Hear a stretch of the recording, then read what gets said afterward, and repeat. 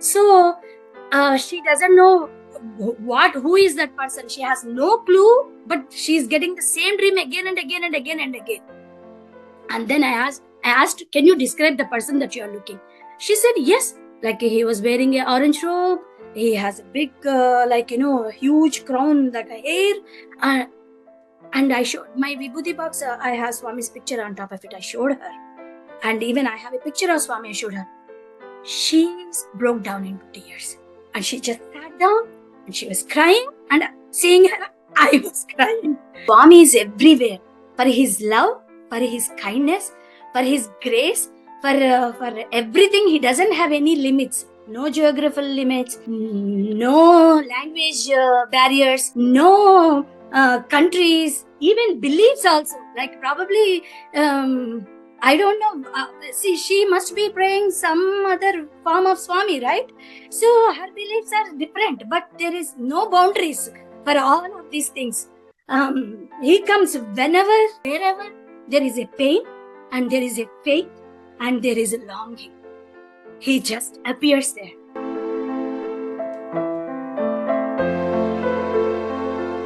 Hi Ram, dear listeners. Welcome to Sai Soul 100. Our guest today is Sister Indra Kanjiraju, who's joining us from Haymarket, Virginia. Sai Ram, Sister Indra, thank you for joining Sai Soul 100. Sai Ram and Namaskarams to you, Prabha. How are you doing? Doing well, thank you. Please share your story.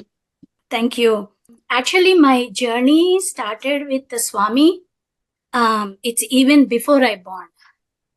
I'm the fourth child to my parents, and I have three elder brothers, and I'm the last one.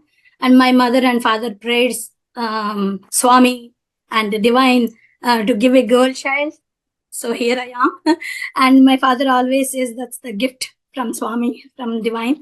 And actually, before I born itself, my father and mother and all the brothers, we used to live in a house in Rajahmundry, Andhra Pradesh. And Swami, that the house owner of that house, we call her Amamma, like a grandmother. And she is a deep devotee of Swami. And Swami, whenever Rajahmundry comes, Swami visits her house very frequently, and he stays sometimes even night times, and he also comes along with 10, 15, sometimes more than devotees. So my mother and father, before I born itself, we are in that house, and they knew Swami from that time onwards. Mother started usually she is very spiritually, she prays. And when she came to know through the our Amamma Garu about attending all the Swami satsangs, bhajans, and all these things, she started slowly involving more and more. One day Amamma Garu came. This is happened after I born. I'm around 6 months old at that time. She came one day and she asked, today Swami is coming, around 20-25 people. So I want you to make Pindi Pulihara. And that day, same day afternoon, she has to take me to a Haldi Kunkum Tambulam. After she came back, when she's changing my clothes, she observed that the diamond ring got lost. So she was really scared. Then she said, Swami, I'm just leaving it on your feet. You take care of it, and I have your work to do. I will just focus on your cooking. After everything is done, satsang over and everything is done, then Amma came back to her to the house inside, and she slept. Around morning 3:00, 3:30, she got a dream. In the dream, she can see clearly the street and the shop, and where exactly the ring has fallen on the road and stuck in the road. And so kind of that she got that dream, she could able to see the ring where exactly it is there. So it's in the dream. So morning around 4:30, she went back. It was exactly right there, same place, and the way the ring got bended, and everything. The experience that I just have shared, that is really impacted me. I felt so strongly that as if Swami is saying to me, You came in this world, in this life, surrounded by my love. That is your foundation. When you remember your mother, whenever you remember your mother, you will remember me. But I don't think like anybody forgets their own mother. So he is much more than he's mother of mothers. My husband got an interview from Bangalore. So, because through them, I came to know that Swami visits Kodaikanal, Swami visits and stays in Bangalore, Whitefield, Brindavan, and all these stories, right? Like Puttaparthi. So, when my husband says Bangalore, then immediately the thing was stuck in my mind is Brindavan, Whitefield. I can go to Swami and I can see Swami. Swami is still in the ashram because of the rain, because of some visitors, like an unexpected visitor. Swami is actually in the ashram. He's in the Brindavan hall.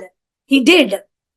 So that is the when I was walking into the ashram, I'm able to see very far away his rupa and his gentle, loving voice. He's giving a discourse. He's talking about Rama that time. But what I can feel is it's his voice and it's the feeling that I am breathing the air that Swami is in right there. So in 1998, I got my second pregnancy. When he's 25 days itself, we came back to Bangalore. So that is the day, Sandeep, 27th day.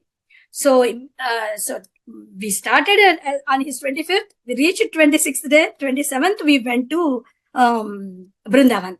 My mother, father, and everyone came along with us.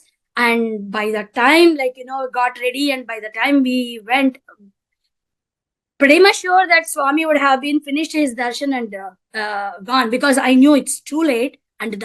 But surprisingly, on that day, it is fully packed. When I was leaving my sandals in that place, I felt someone is grabbing the baby from back. Then my mother is in front of me, and my husband is on the men's side, so he already left. So who is that? Surprisingly, when I look back, she already grabbed. She is above 95 years old, definitely I can say, wearing a white dress, very gray, so much of glowing. And I have never seen in the previous years, I have never seen her in that ashram. And she grabbed, and how old is Amma, your child? She said. And he's 27 days old, Ma. Then, 27 days old baby came for Swami's darshan in this strong summer. The baby should definitely get Swami's blessing. He needs to get. That's what she said. She started walking. So we are just following her. She took us to a place where we never dared even going there, because that's a restricted place. Then the music started. When the music starts, we know that Swami is walking. Took the first staircase where we are sitting, and he stepped up he went up, climbed 2 steps, and looked right in front of me. We are just I'm just holding the baby, and I'm just seeing Swami, and I just forgot, I'm just crying, the tears. Even I could not even see Swami's clearly, the Rupam. What I feel is love, kindness, and fragrance. That's it. That's all. And nothing. But the lady who is sitting next to me grabbed Sandeep from my hands, and she took and handed over it to Swami. And as soon as she is doing, one Sevadal person came and gave akshatas to Swami, and he poured akshatas and he touched from head to toe.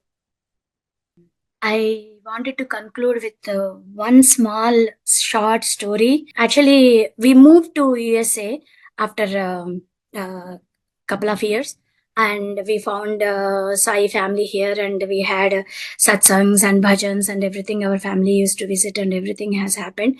And this has happened around 7-8 years old back. We as a family, Manohar, Sandeep, and Subbarao and myself, we went to Florida for a vacation. And while coming from Florida, we had to stop because we drove to the Florida, and while coming back, we had to stop at the rest area. And I 100% I clearly remember that is Walmart. Because I had a connection with Walmart because it happened in Walmart. So Walmart rest area, when I went to the rest area, for a restroom, the one lady janitor is putting up the closing sign for cleaning purpose. Then I asked her, can I just use it quickly and I will move, ma? Then said, yeah, please go ahead.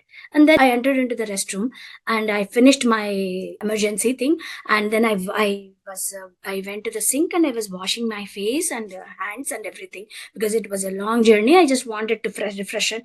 And when I'm doing that, lady is the janitor, she and myself, because she put the sign, no one is there in the area, in the rest area, restroom.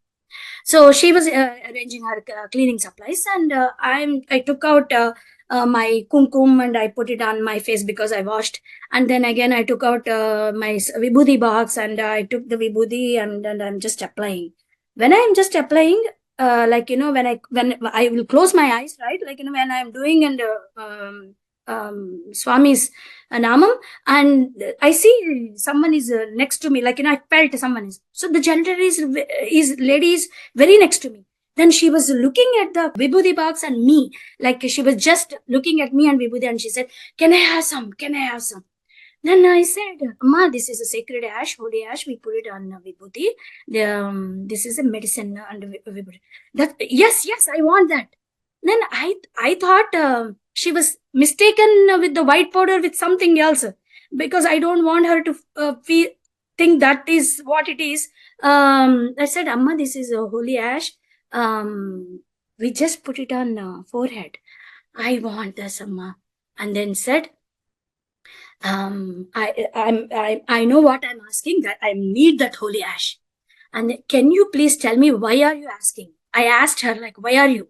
Then she said, she has been getting a dream for several months. A person giving, materializing vibhuti and giving her, and asking her to put it on her son's face and put it on her son's mouth. Her son is seriously sick and ill and hospitalized. So she doesn't know who is that person. She has no clue, but she's getting the same dream again and again and again and again. And then I asked, can you describe the person that you are looking? She said, yes, he was wearing an orange robe. He has a big, huge crown, like a hair. And I showed my vibhuti box. I have Swami's picture on top of it. I showed her. And even I have a picture of Swami. I showed her. She broke down into tears. And she just sat down and she was crying. And seeing her, I was crying. Prabha, I really wanted to say one thing. Swami is everywhere. For his love, for his kindness, for his grace, for everything. He doesn't have any limits. No geographical limits, no language barriers, no countries, even beliefs also. Probably, I don't know. See, she must be praying some other form of Swami, right? So her beliefs are different, but there is no boundaries for all of these things. He comes whenever, wherever there is a pain and there is a faith and there is a longing. He just appears there in some or other forms. He chooses things. He chooses people. He chooses, he guides through, in the beginning of my life, guided through my mother. She's my guru. She guided through her. And later on through my in-laws and all, that's how, the urge of want to see him thing happened. And then later on, with Sandeep, and actually I wanted to share one small thing. I always ask Manohar and Sandeep, whenever we go to Patti, please write a letter and give it to Swami. But they never do that. I always ask them, they never do that. And they both says, Amma, Swami knows everything, Amma. We don't have to. You can just speak Swami inside. He will know. We don't have to write physically letter. But for me, when they are handovering the letter, he can touch Swami, all that, physically, kind of a desire or a wish. One time, when we had a party, I really asked them, begged them, and they said, yes, we will do it. But they didn't. They got the first row token. They got that Pada Namaskar and everything. But on that day after the darshan happened, they both came running to me and they said like, Amma Swami took the letter from me. Then I said, finally you wrote, Sad Manohar. I did not write, Amma. Then how did it happen? I did not write, but I gave the letter to Swami. You know what happened? I was totally confused at the time. The third row person, he did this to Manohar. Manohar was sitting in the front line and asked, Babu, I have been asking Swami for the last few weeks, days. I'm trying to give this letter to him. Can you please hand over it to him? Then Manohar took the letter.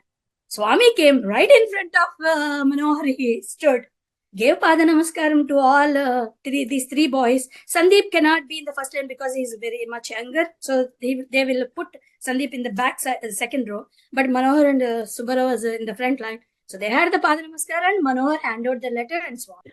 Sai Ram, Indra, thank you so much for sharing your amazing stories and the blessings that Swami has given to you and your family, which actually expanded outwards to even people beyond your physical family, right? At the beginning, through your mother having to cook, and Swami would eat the food that your mother had cooked.